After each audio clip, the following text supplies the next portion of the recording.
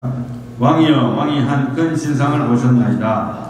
그 신상이 왕의 앞에 섰는데 크고 광채가 매우 찬란하며 그 모양이 심히 두려우니 그 우상의 머리는 순금이요 가슴과 두 팔은 은이요 배와 넓적다리는 놋이요 그 종아리는 쇠요 그 발은 얼마는 쇠요 얼마는 진흙이었나이다.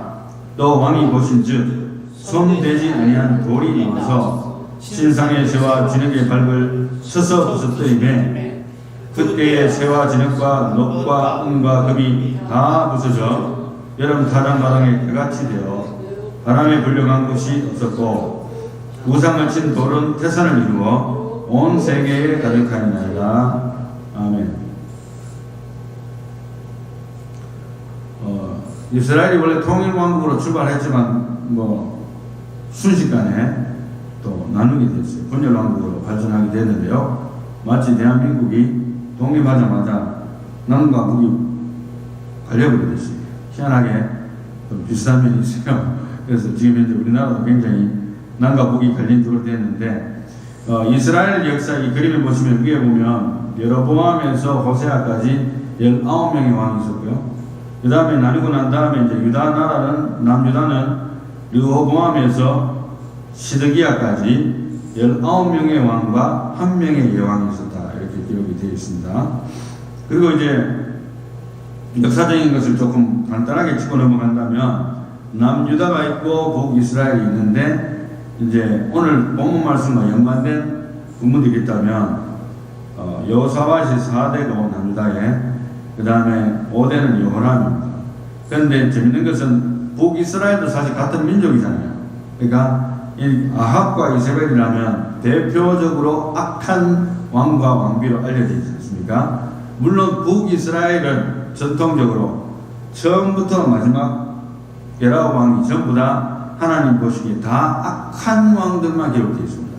단 한 명도 하나님 보시기에 칭찬받은 왕이 없어요. 하지만 남유다는 칭찬받은 왕도 있고 책망받은 왕도 있고 또 칭찬과 책망을 동시에 다 받은 왕들도 있고 이렇게 섞여 있어요. 그게 좀 차이가 있습니다. 어찌됐든 북이스라엘의 아합과 이세벨 사이에서 낳는 딸이 아달랴라는 딸이 있습니다. 그 딸이 누가 결혼했는가 하면 여호람, 그러니까 남유다의 5대 왕과 결혼을 하게 됩니다. 그렇게 해서 나왔는 6대 왕이 아시아거든요.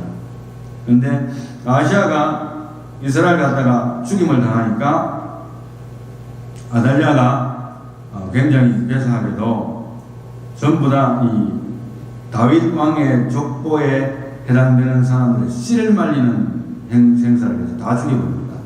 근데 다 죽이는데 그 중에서 한 명이 살아남았어요. 누굽니까? 요아스가 살아남았어요. 그러니까 이제 6대 자기 아들이 죽고 자기가 7대를 해먹었지만 요아스는 숨김을 당해서 한 7, 8년 살다가 그 다음에 어린아이잖아요. 나중에 나타나서 임명을 받으니까 아달랴는 숙청이 됩니다. 이런 식으로 되죠. 그러니까 사실은 그 계보를 완전히 끊으려고 했는데 한 명이 살아남아가지고 다윗의 왕족에 한 명이 살아남아가지고 이음을 받은 것이 요아스입니다. 그 다음에 이제 7대가 아달랴, 그 다음 요아스가 8대가 됐고 결국은 그 다음에는 아마샤가 9대가 되는데 이 6, 7, 8, 9대는 예수 그리스도의 족보에서는 사실 제외되어 있어요. 재미있게도. 그리고 나서 이제 예수 그리스도의 족보에 보면 여호람이 5대고 우시아가 10대잖아요. 그러니까 6, 7, 8, 9는 제껴버리고 그 다음에 5대나 10대만 설명을 해놨어요. 보세요. Matthew chapter number 1 마태복음 1장 7절에 보면 솔로몬은 로보암을 낳고 로보암은 아비야를 낳고 아비야는 아사를 낳고 아사는 여호사밧을 낳고 여호사밧은 요람을 낳고 여기 요람이 여호람입니다. 요람은 누구입니까? 우시아를 낳고 바로 건너뛰고 있어요. 그래서 5대에서 10대로 건너뛰고 있어요. 재미있게 그렇게 해서 족보의 순서를 이어가고 있고 결국에는 이제 다음 그림 보게 되면은 분열왕국에 이제 왕들의 이름이 다 기록은 안 됐어요. 거기 이제 이 솔로몬으로 출발을 해가지고 물론 그 위에 다윗이 있죠. 그 위에 사울이 있죠. 이제 그 솔로몬 다음에 로보암과 여로보암이 갈리면서 로보암은 남유다, 여로보암은 북이스라엘 이렇게 갈리잖아요. 그래서 이제 북이스라엘은 오므리 왕조, 예후 왕조가 있고 그래서 나중에 북이스라엘이 먼저 아시리아에게 멸망을 당합니다. 먼저 멸망을 당하고 그 다음에 남유다는 계속해서 이어가다가 왕들의 이름이 다 나오진 않지만 오늘 주목해서 봐야 될 이름들은 저 끄트머리에 가면 그죠? 뭐 요시야, 여호아스, 여호야김, 여호야긴, 시드기야, 김긴시 이렇게 외웁니다. 그래서 여호야김, 여호야긴, 시드기야 이 마지막 왕이에요. 시드기야가 유다의 최고 마지막 왕입니다. 거기서 이제 유다 왕국이 완전히 멸망을 합니다. 왕국 자체가 이제 없어지는 거죠. 그렇게 되는데 그 다음에 완벽한 포로 시대가 된다. 요걸 기억하고 난 다음에 오늘 다니엘서를 보자는 것이죠. 대충 이제 제가 그렇게 설명을 해드렸고요. 그 다음에 이제 그림을 보시면은 이 그림은 이제 제목이 Flight of the Prisoners라 해가지고 19세기 프랑스의 화가 제임스 티소가 그린 그림인데 불타는 예루살렘 성전이 보이고 있고요. 그림에 그리고 바벨론 군대의 포로로 끌려가는 유다 백성들의 모습이 그려져 있습니다. 그래서 이것이 바로 이스라엘 백성들이 처한 운명이었다. 결국에는 남유다의 멸망을 말하는 것이죠. 남유다가 멸망함으로써 북이스라엘과 유다는 완전히 왕국으로서는 이 지구상에서 사라지는 그런 순간들입니다. 자, 그리고 이제 바벨론 포로를 우리가 포로 시대를 간단하게 이야기할 수 있기 때문에 실제로는요 바벨론 포로가 1차로 끝난 게 아닙니다. 그래서 1차, 2차, 3차로 나눠지는데 바벨론의 제1차 포로로 되게 되면은 포로 시기를 보면 주전 605년 여호야김 제3년 혹은 4년 그리고 이것이 바벨론 왕 느부갓네살의 원년입니다. First year. 그런데 이때의 여호야김 김긴 시드기야가 있죠. 그러니까 앞으로 아까 토표를 대충 생각하면 마지막에서 두 번째 더 앞으로 오는 거죠. 그래서 여호야김이 동차전인데 그때 포로가 생겼는데 포로 대상과 당시 상황에는 제1차 바벨론 포로 때는 다니엘을 포함한 왕족과 귀족들이 끌려갔어요. 여호야김은 처음 3년 반을 바벨론을 숨기다가 다시 애국과 동맹하여 반바벨론 정책을 펼쳤고 주전 602년 쇠사슬로 결박당해서 바벨론으로 끌려갔으며 성전 기구들을 약탈당했다. 이렇게 기록되어 있어요. 그러니까 쉽게 말하면 이중 플레이를 한 거죠. 바벨론을 눈치를 보다가 애국하고 같이 동맹을 하면 잘하면 이길 수도 있겠다. 계산을 한 거죠. 그런데 이제 그게 뭐 자기 계산이지 하나님이 주신 영감도 아니고 그래서 그 계산하다가 오히려 지켜가지고 확실하게 끌려가고 있어요. 그 다음에 이제 오늘 다니엘서 1장의 백그라운드를 본다면 제1차 포로와 엘리트 유닛의 탄생에 대한 이야기가 나오는데요. 여기 보면 이제 1절에 보면 유다왕 여호야김이 다스린 지 3년이 되는 해에 바벨론 왕 느부갓네살이 예루살렘에 이르러 성을 에워쌌더니 주께서 유다왕 여호야김과 하나님의 전그릇 얼마를 그의 손에 넘기시니 누구의 손에? 바벨론 왕 느부갓네살에게 손에 넘기셨다. 하나님. 그러니까 꼼짝없이 당한 거죠. 그가 그것을 가지고 신할 땅 자기 신들의 신전에 가져다가 그 신들의 보물창고에 두었더라. 이렇게 하면서 이제 특별히 여기 보면 이 바벨론 왕 느부갓네살은 굉장히 똑똑한 사람이에요. 그래서 왕이 황관장 아스브나스에게 말하여 이스라엘 자손 중에서 왕족과 귀족 몇 사람 곧 흠이 없고 용모가 아름다우며 모든 지혜를 통찰하며 지식에 통달하며 학문에 익숙하여 왕궁에 쓸만한 소년을 데려오게 하였고 그들에게 갈대아 사람의 학문과 언어를 가르치게 하였고 또 왕이 지정하여 그들에게 왕의 음식과 그가 마시는 포도주에서 날마다 쓴 것을 주어 3년을 기르게 하였으니 그 후에 그들은 왕 앞에 서게 될 것이더라. 그러니까 3년 동안 이 엘리트 유닛을 포로들로부터 했는데 그 포로들이 그냥 포로들이 아니고 유다 왕국에서 빼고 뺀 엘리트들을 뽑아온 거예요. 이미 똑똑하다는 사람들, 귀족들, 왕족들만 뽑아왔어요. 그 사람들 중에서 골라가지고 트레이닝 시킵니다. 그러니까 굉장히 머리가 비상한 사람입니다. 그 다음에 이제 이거는 세컨드 크로니컬에 있는 건데 이거는 역대하입니다. 역대하에는 기록을 보게 되면 여호야김이 왕이 오를 때의 나이가 25세라 예루살렘에서 11년 동안 다스리며 그의 하나님 여호와 보시기에 악을 행하였더라. 바벨론 왕 느부갓네살이 올라와서 그를 치고 그를 쇠사슬로 결박하여 바벨론으로 잡아가고 열왕기에는 이게 열왕기 하에는 이 기록이 나와요. 그렇지만은 역대 하에는 이렇게 구체적으로 나옵니다. 느부갓네살이 또 여호와의 전기구들을 바벨론으로 가져다가 바벨론에 있는 자기 신당에 두었더라. 여호야김의 남은 사적과 그가 행한 모든 가증한 일들과 그에게 발견된 악행이 이스라엘과 유다 열왕기에 기록되니라. 그의 아들 여호야긴이 대신하여 왕이 됩니다. 여호야김, 긴, 시드기야 이렇게 되는데 여호야긴 한 자만 틀리죠. 이게 외우기가 좀 쉽기도 합니다. 그 다음에 이제 바벨론 포로가 1차로 끝났으면 좋겠는데 1차로 끝나서는 본때를 보여주지 못했다는 거죠. 아직은 유다 왕국이 살아있기 때문에. 그래서 2차 포로가 생기는데요. 2차 포로는 시기는 주전 597년 여호야긴 즉위시 김긴이죠. 그러니까 여호야김의 아들입니다. 이거는 여호야긴 즉위년이고 느부갓네살의 8년입니다. 그러니까 7년이 지난 거예요. 7년이 지났습니다. 그래서 여호야긴은 주전 597년에 즉위하여 3년 11을 통치하고 바벨론의 포로로 끌려갔습니다. 라고 기록되어 있고요. 포로 대상과 당시 상황에 보면 바벨론은 여호와 전에 모든 보물과 왕궁 보물을 집어내었습니다. 아까처럼. 그죠? 또 이스라엘 왕 솔로몬이 만든 것, 또 여호와의 전의 금기명을 다 회파하였습니다. 다 박살내버렸습니다. 그리고 여호와긴 왕과 왕의 모친과 왕의 아내들과 내시왕 그 밖에 있는 모든 것들을 다 끌고 갑니다. 가만 놔두지 않고 엘리트들을 또 끌고 가요. 예, 처음에 왕들과 엘리트를 끌고 갔지만 이번에도 또 엘리트들 끌고 가요. 참 희한하죠. 그래서 그러니까 실제로는 이때는 좀 리더십을 발휘할 수 있다는 싶은 생각과 좀 똑똑하다는 사람들을 다 뽑아갔기 때문에 사실은 2차 포로 시기 이후에는 남아있는 사람들은 쉽게 말하면 아무것도 모르는 사람들, 그죠? 무식한 사람들도 많고, 그죠? 그런 사람들만 어떻게 보면 찌끄레기만 남았다 볼 수 있는데 그런 식으로 만들어버렸어요. 그래서 나라는 남겨둬도 어떻게 뭐 할 줄을 모르는 그런 사람들만 남겨놨다 보면 됩니다. 그래서 비상하게 바벨론 왕 느부갓네살이 머리를 써서 그런 식으로 사람들을 뽑아갔어요. 가만 놔둬도 죽는 거지. 가만 놔둬도 그냥 망하겠다. 이런 식으로 놔뒀어요. 그리고 이제 거기서 끝난 게 아닙니다. 아직은 왕국이 완전히 끝나지 않고 이제 한꺼번에 처리하지 않고 이렇게 단계적으로 처리를 했는데 3차 포로를 보면 포로 시기가 주전 586년 그러니까 시드기야 11년입니다. 마지막 왕이죠. 또 느부갓네살의 19년이니까 상당한 세월이 흘렀어요. 12년 정도, 아까 2차보다도 한 12년 흘렀네요. 그리고 난 다음에 이제 시드기야는 바벨론에게 항복하라는 예레미야 선지자의 권면을 듣지 않고, 그래서 선지자가 왜 바벨론과 같은 적군에 이스라엘 백성을 보고 항복하라는 메시지를 전달했을까?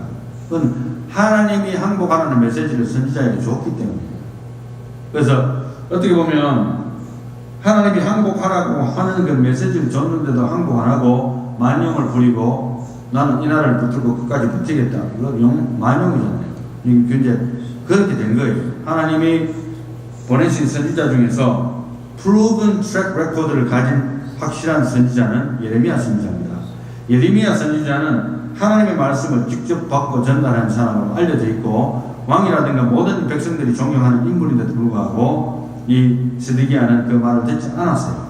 그래서 고집을 부리다가 바벨론 전책을 고집했고 또 여기도 마찬가지로 여호야김처럼 그죠? 애굽의 도움을 요청을 했는데 결과적으로 어떻게 됩니까? 실패했어요. 참 재밌는 것은 애굽의 도움을 요청하니까 애굽이 왔어요. 우리가 도와줄게 왔는데 오고 나서 이제 바벨론이 안 오니까 애굽이 또 간 거예요. 가자마자 바벨론이 바로 접촉했습니다. 그때 얼마나 정보가 중요한지 아시겠죠?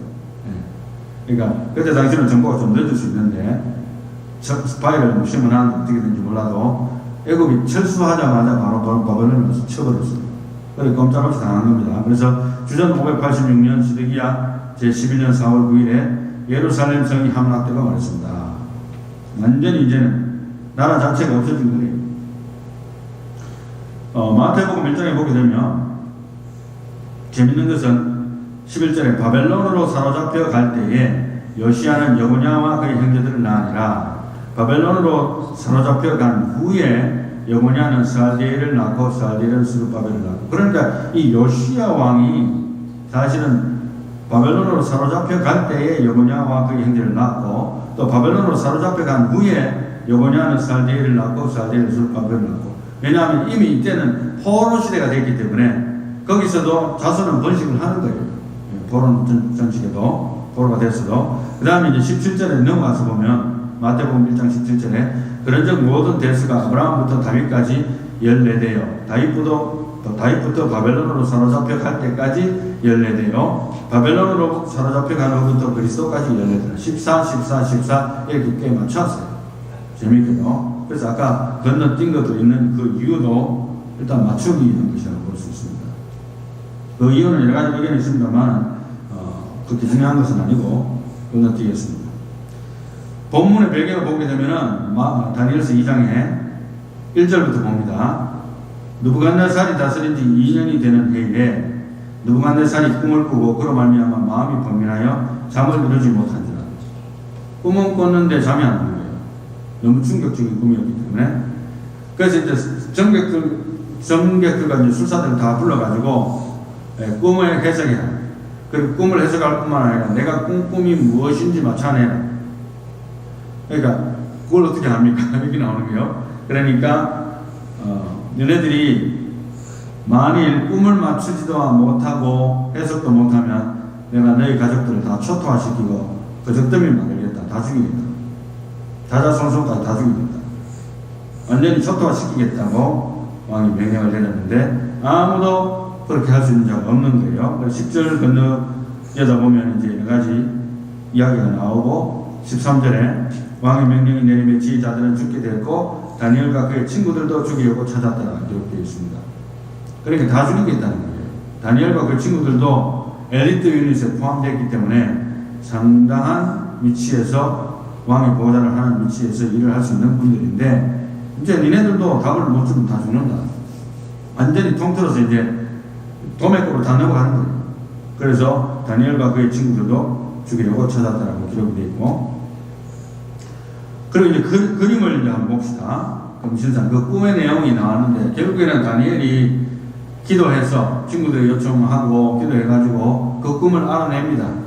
그래서 역사적으로 성경에 기록된 대로 해서 사람이 꿈을 알아맞춘 케이스는 이 케이스밖에 없어요. 물론 요셉도 꿈을 해몽을 했지만 그 왕이 꾼 꿈을 무슨 꿈인지까지 이렇게 이야기하고 이런 거는 최초거든요.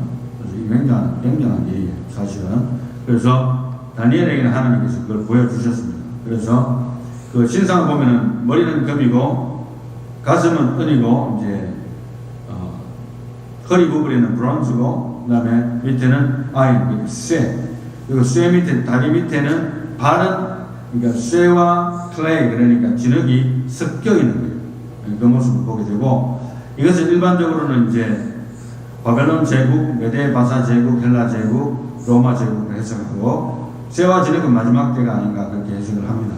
그렇게 해서 우리가 그렇게 해석을 하고 있고 거기에 대한 신상을 봤는데 결국 그것을 맞춰가지고 그 해석이 이제 31절에서 35절까지 쭉 나옵니다. 제가 다 읽지는 않겠습니다. 그 다음에 이제 그 신상이 있는데 그 신상을 어떤 돌이 날아오면서 다리를 치면서 다 깨뜨려버리고 그 깨뜨리니까 그 위에 있는 모든 은과 금과 모든 것들도 다 가루처럼 다 흩어져 버린 거예요. 그리고 나서 이제 그 돌이 큰 왕국을 이룬다. 예수 그리스도의 세례거든요. 그러한 메시지가 담겨 있는 아주 먼 훗날까지를 내다보는 비전을 그 왕에게 주신 거예요. 그래서 하나님께서 이 모든 세상을 통치하고 있다는 것을 보여주시기 위해서 그렇게 했다. 그렇게 볼 수 있습니다. 그 다음에 이제 41절부터 41절부터 왕께서 그 발가락이 얼마나 토기장에 진흙이 얼마나 쇠인 것을 보셨은즉 그 나라가 나누일 것이며 왕께서 쇠와 진흙이 섞인 것을 보셨은즉 그 나라가 쇠 같은 든든함이 있을 것이나 그 발가락이 얼마나 쇠요 얼마나 진흙인즉 그 나라가 얼마나 든든하고 얼마나 부서질 만한 것이며 왕께서 쇠와 진흙이 섞인 것을 보셨은즉 그들이 다른 민족과 서로 섞일 것이나 그들이 피차에 합하지 아니하니 쇠와 진흙이 합하지 않음과 같으리라. 거기에 대한 해석입니다. 굉장히 광범위한 표현이기 때문에 이것을 구체적인 뭐라고 딱 찍어 말하기 힘들게 딱 되어 있어요. 그 다음에 봅시다. 그 다음에 이제 44절에 조금 전에 제가 말씀드렸다시피 이 여러 왕들의 시대에 하늘의 하나님이 한 나라를 세우시리니 이것은 영원히 망하지도 아니할 것이요 그 국권이 다른 백성에게로 돌아가지도 아니할 것이요 도리어 이 모든 나라를 쳐서 멸망시키고 영원히 설 것이라. 손대지 아니한 돌이 산에서 나와서 쇠와 녹과 진흙과 은과 금을 부서뜨린 것을 왕께서 보신 것은 크신 하나님이 장래의 일을 왕께 알게 하신 것이라. 이 꿈은 참되고 이 해석은 확실하니이다 하니. 아멘. 그래서 이 진흙과 마지막 때의 진흙과 그 다음에 쇠는 무엇인가에 대한 해석이 분분합니다. 사실 분분해요. 대체적으로 한 두 가지 정도 의견을 했습니다. 첫 번째로는 종교적인 의미를 본다면은 우리가 종교개혁을 시점으로 보고 지금도 보듯이 앞으로도 적그리스도가 로마 교황일 것이라고 주장하는 의견이 상당히 많습니다. 그래서 로마 교황 그리고 개신교 이 진흙과 쇠 뭐 이렇게 보는 견해도 있어요. 그 다음에 제가 어렸을 때부터 저는 모태신앙이기 때문에 어릴 때부터 계속 설교를 들으면서 자랐어요. 우리 선배 목사님들이 하신 설교 중에 몇 분은 어떻게 설교했는가 하면 이 진흙과 쇠를 발을 공산주의와 기독교가 아닌가 이렇게도 해석을 했어요. 뭐 어떻게 해석했든지 간에 우리가 알 수가 없고 저도 모르겠지만 상당히 공산주의와 기독교와 또 앞으로 쉽게 말하면 좌파와 우파 그 다음에 로마 캐톨릭, 로마 교황의 권한 이러한 것들이 앞으로 미래 세계에 상당히 큰 영향을 미칠 것이라는 것은 분명합니다.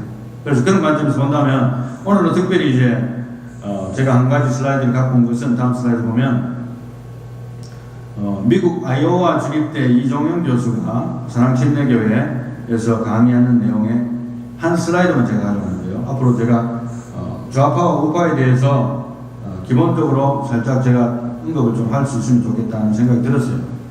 앞으로 우리가 살고 있는 시대가 급변하는 시대고 앞으로 여기에 나는 아무 영향을 받지 않겠지. 천만의 말씀. 지금 이미 여러분들이 영향받고 있어요. 제가 조금 이따 설명하고 결론을 내리겠습니다만 좋든 싫든 영향을 받는 거예요. 그래서 이분의 이제 슬라이드 중에 한 슬라이드에 인권에 대한 이야기가 나오는데 같은 단어이지만 완전히 다른 뜻이다. 이렇게 설명을 해놨는데 극좌라는 표현, 극좌파가 있고 오른쪽에 기독교가 있잖아요. 그래서 인권이라는 것은 극좌파에서는 어떻게 생각하냐면 사람들이 원하는 것을 하게 놔두는 것이 그들을 진정으로 사랑하는 것입니다. Do whatever you wanna do. 하고 싶은 대로 하시오. 쉽게 말하면 자녀 키울 때도 네 하고 싶은 대로 해. I don't care. 뭐 네가 무슨 짓을 하든 난 상관 안 하겠다. 네가 좋은 대로 하는 것이 내가 너를 사랑하는 것이 아니겠냐고. Don't bother. 내가 너를 왜 하겠냐고. 보세요. 그리고 그 밑에 극좌파는 어떻게 생각하냐면은 사람들이 옳고 그름을 판단하게 되어 있어요. 그러니까 내가 좋으면 좋은 거예요. 남이 싫고 그거는 사실 secondary thought고 내가 좋다고 생각하고 내가 옳다고 생각하면 그게 옳은 거라는 거예요. 그렇지만 진정한 기독교는 이렇게 이야기합니다. 인권이 뭐냐? 하나님께서 사람을 하나님의 형상으로 만드셨고 서로 사랑하라고 명령하셨기 때문에 하나님 사랑하면서 사랑하는 것이 진정한 인권이고 사랑이다. 이게 기독교가 말하는 거고요. 하나님의 테두리 안에서 하나님의 말씀의 테두리 안에서 사람을 사랑하고 판단하는 거예요. 그 다음에 하나님께서 옳고 그름을 판단한다. 이렇게 해놨는데요. 무엇이 옳은 것입니까? Do whatever you want to do 이게 아니고 하나님의 말씀에 기록되었을 때 그리고 하나님이 원래 originally intended 그러니까 오리지널하게 원래 하나님이 의도하셨던 뜻이 바로 이겁니다. 그래서 우리가 이것을 순종해야 됩니다. 이게 하나님의 뜻이잖아요. 이게 인권이고 그래서 극좌파와 기독교는 같이 갈 수가 있다 없다 없는 거예요. 갈 수가 없습니다. 갈 수가 없습니다. 그러니까 극좌파가 아니고 약간의 좌파들은 왔다 갔다 하기 때문에 기독교인들도 살짝 기울어질 수 있어요. 이분도 이종인 교수 이분도 사실은 자기도 약간의 좌측에서 살짝 기울어진 입장에서 좀 있어봤대요. 그렇지만 사실은요, 여러분들이 좋든 싫든 거슬러 올라가면, 지금으로부터 상당한 세월이 거슬러 올라가면 언제부터 본격적인 여러분들의 영향, 미국에서 여러분들의 삶과 여러분들의 자녀들의 삶이 영향을 받았냐 하면 오바마 시대 때부터입니다. 오바마가 이 나라에 만행을 저질렀어요. 미안한 이야기지만 그분이 뭐 훌륭하다고 하는 사람도 많겠지만 미국을 완전히 뒤집어 놔버렸어요. 동성 결혼부터 시작해가지고 완전히 하나님이 없다 이야기하고, 미국이 뉴트럴라이즈드 나라인데 종교의 자유가 있기는 하지만 왜 기독교적인 나라라고 이야기하냐는 거예요. 하나님이 없다는 거예요. 자기가 하나님 믿는다고 어디서는 그런 말을 하면서도 근본적으로 정치인으로서 완전히 차단시키고, 그 다음에 동성 결혼을 합법화시키기 위해서 위에서부터 다 주물러 놨어요. 그러니까 지금 현재 여러분들이 말도 함부로 못하는 시대가 됐고, 이미 미국은 동성 결혼이 합법화된 지가 옛날입니다. 아이들에게 학교 가가지고 너 성별로 뭐 할래? 그죠? 심지어는 어느 아티클 보니까 어느 주에서 아이들이 미성년자가 자기 성을 결정할 수 있도록 부모의 동의 없이, 이런 일들도 진행되고 있어요. 여기에 대한 반응 안 하고 입만 다물고 기독교도 다물고 있고 부모도 다물고 있고 이렇게 한다면 점점 미국은 더 타락할 겁니다. 이미 타락했고, 그래서 뭐 최근에 뭐 테드 목사님도 저한테 뭐 미국에 대해서 이야기하고 뭐 트랜스젠더스 이야기하고, 그게 중요한 게 아니고, 그건 아주 지엽적으로 지금 있는 게 아니고 근본적인 뿌리는 이미 오바마 때부터 다 심어놨고, 그죠? 입막음을 다 해놨고, 미국은 지금 현재 이미 고잉 다운 되고 있고 앞으로도 계속 고잉 다운 될 거라고 내가 이야기했어요. 내가 미국에 살고 있지만 회개하지 않는 이상 미국이 고잉 업 될 이유는 없어요. 미국이 앞으로 더 잘 될 것이라고 이야기하는 것은 비성경적입니다. 미국은 더 잘 되지 않아요. 절대. 회개하지 않는 이상. 그래서 나는 지금 현재 좀 불편할지 몰라도 내 자녀의 세대들은 더 불편하게 될 것이고, 기독교인으로서 내 자녀의 그러니까 손주 시대에는 더더욱 불편한 세대가 올 겁니다. 그냥 가만히 있다면. 그래서 이분도 주장하지만 기독교인으로서 극좌파의 움직임을 알면서도 좌파에 선다는 것은, 좌파에다가 투표를 한다는 것은 있어서는 안 되겠다. 그래서 이분이 일어선 거예요, 사실은. 그런데 이제 이런 강의들이 사실은 그렇게 많이 유명하지 않습니다. 않고, 많은 사람들이, 목회자들조차도 좌파에 서 있는 사람이 많다는 것을 이야기하는 게 그럴 때 안타깝기 거지가 없어요. 이제 결론을 내리겠습니다. 앞으로 제가 이제 거기에 대해서 시간이 나면 좀 구체적인 이야기를 좀 하려고 하는데, 결론을 이야기하고 싶은 건 뭐냐면, 적어도 나와 나의 자녀와 손자, 손녀 시대까지는 분별할 수 있는 지혜를 달라고 기도하다. 분별할 줄 모르는 거예요. 왜? 무엇이 옳은지 그런지 없는 거예요, 지금. 성별조차도 학교 가면, 제가 이렇게 가르치는 거 학교 가서 이야기하면 당신 누구요? 이렇게 나오는 거예요. 수한다고 난리 칠 거예요, 아마. 지금 그런 시대입니다, 여러분. 적어도 교회 안에서만큼 제가 이렇게 이야기하니까, 왜? 여기는 교회니까. 나는 핑계 댈 수 있어요. 하나님 앞에서도 그렇고, 합법적으로도 핑계 댈 수 있어요. It is written by the Bible. 그죠? 얼마나 좋습니까? 술을 한다 해도 별일 없어요. 네. 그래서 뭐 어떻게 되든 간에 죽기까지 싸워야 되는 문제가 이거예요, 사실은. 미국에서 죽기까지 싸워야 되는 문제가 있다면 뭐 트랜스젠더 이건 지역적인 거, 사실은 근본적인 뿌리부터 회개해야 돼요. 동성결혼부터 다 폐지시켜야 돼요. 그래서 우리 이런 말이 하잖아요. 아는 것이 힘이다. 물론 힘입니다. 그런데 또 반대로는 사람들이 자기 편하기를 원하기 때문에 모르는 것이 약이라는 말이 생겼잖아요. 그래서 모르는 게 편하다. 뭐 이제 알아봐야 얼마나 아프지. 그런데 실질적으로 고통, 자기 자녀들이 앞으로 처할 운명을 생각하면, 지금 현재 겪고 있는 고통을 생각하면 밤에 잠이 안 와요. 밤에 잠이 안 와요. 잠이 안 와요. 그러나 이제는 모르는 것도 죄악입니다. 왜? 알려고 기도하고 몸부림치지 않았기 때문에 생긴 결과예요, 사실은. 내가 지금 열심히 돈 벌고 열심히 일하는 사이에 지금 벌써 이 미국은 부패해가지고 이미 시스템이 딱 갖춰져 있어요. 그 바늘구멍으로도 바늘로 찔러도 안 들어갈 만큼 철통같이 사람들의 생각도 자꾸 변하고, 어디 가서 기독교 이야기하면은 안 믿는 사람들 세계에서는 저 같은 경우도 이야기하면 별난에서 왔나 이런 식으로 쳐다본다고 미국 사람들. 이제는 더 이상 미국이 기독교 국가가 아닙니다.